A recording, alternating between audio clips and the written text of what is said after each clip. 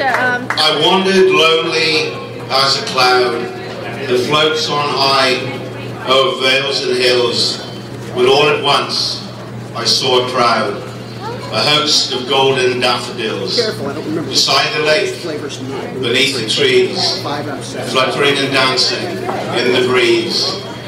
For oft when on my couch I lie, in vacant or in pensive mood, they flash upon that inward eye, that is the bliss of solitude. And then my heart with pleasure fills, and dances with the daffodils. I thought I'd start off with a little bit of poetry, because it's a well-known fact that the Shamrock and Thistle is the cultural centre of Titusville.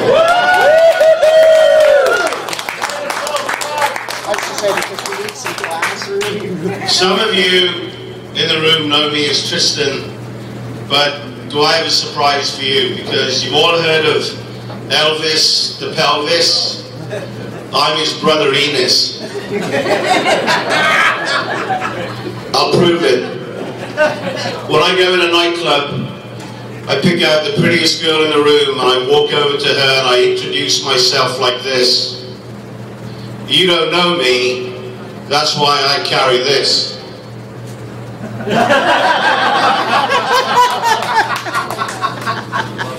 Hi, I'm Enos. Tristan, I didn't know you could get a bit small. Like that.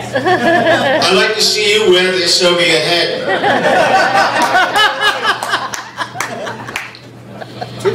I want to let everybody know, I went to a Chinese funeral today. You know, the worst thing about a Chinese funeral is an hour later you want to grieve all over again. The strange thing is, halfway through the service they handed out fortune cookies, and the message in mine read, "Help, help, I'm being held prisoner in a fortune cookie factory." Never play poker with someone that owns a Chinese laundry, because they never fold.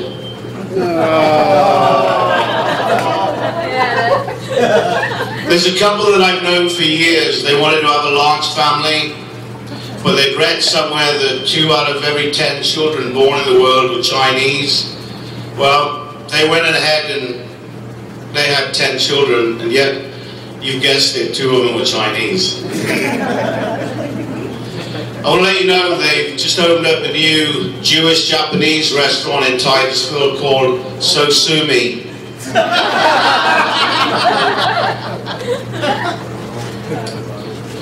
You know, just being here, it's a pleasure having everyone here, you know, and it's great to see all these friends, so I appreciate everybody being here. By a show of hands, can you put up all of you that are married in the room? Okay, that's quite a few. And then by a show of hands as well, can you tell me like who's divorced as well?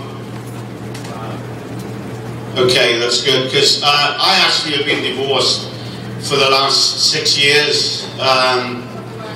My ex-wife is a redhead. No hair, just a redhead. She decided I was getting worn and frayed at the edges and she wanted new furniture. But I always thought I was worth more than a new ottoman. She said that I was a lazy, good-for-nothing, cigar-smoking, womanizing alcoholic that was selfish and messy. I said, messy? I was messy. Anyway, she got the house, the kids, the car, the dog, the grandfather clock, the Toby Jug collection. I got the coffee table and the snow globe. But I'm not bitter. I'm not bitter. I want to let you know the walls to my apartment are paper thin. You can hear everything that goes on. There's a Chinese couple that lives above me, and I always know when the action is going on because it's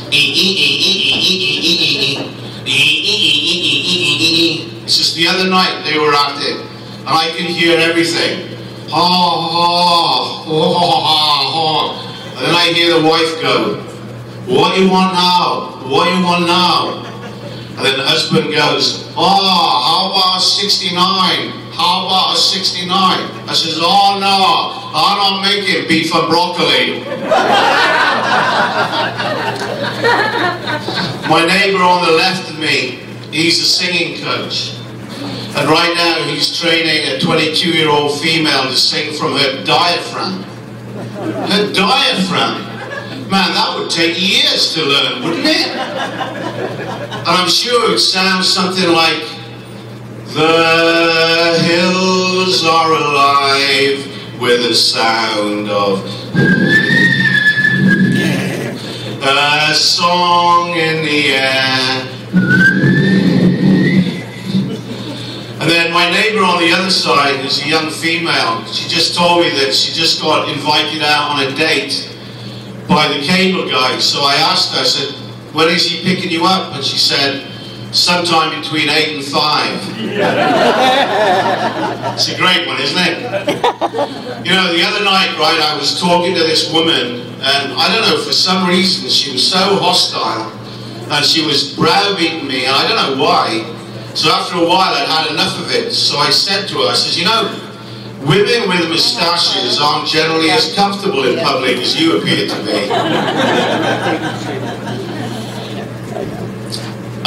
I want to let you know, last week I was out of town on business, and when I checked into the hotel, I said, "How much is it?" And they said, "It's $70.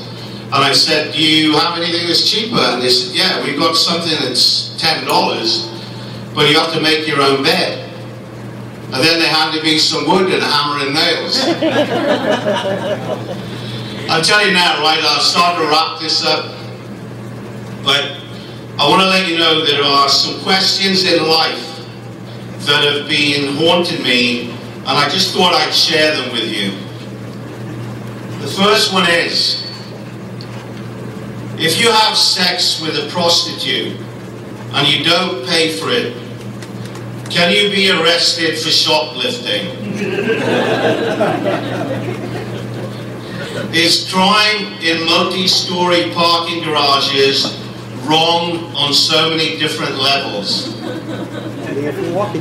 Hey, if there's anything any of you don't understand, it's because of the time difference, because Florida is 5 hours behind England.